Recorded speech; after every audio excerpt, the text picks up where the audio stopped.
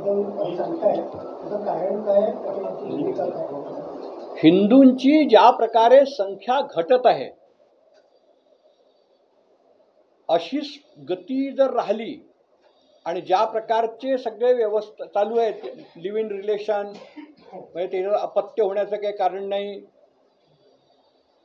लग्न करायचं पण अपत्य नाही झालं पाहिजे, झालंही तरी एक झालं पाहिजे, ती जनसंख्याची गती काय होईल?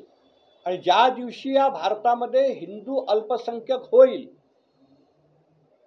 त्या दिवशी या भारतामध्ये लोकतंत्र नाही राहणार. लोकतंत्र जर टिकवायचं आहे तर हिंदूंची जनसंख्या इथे बहुसंख्यक राहिलीच पाहिजे, तरच लोकतंत्र इथे टिकेल. आणि नाही तर बांगलादेश सारखी स्थिती होणार, काही वेळ नाही लागणार.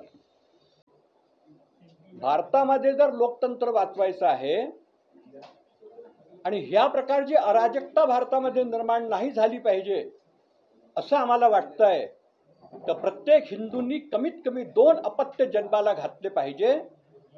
हिंदूंची जनसंख्या इथे बहुसंख्यक राहील तरच इथे लोकतंत्र सुरक्षित राहील असं आमचं स्पष्ट मत आहे. एबीपी माझा, उघडा डोळे बघा नीट.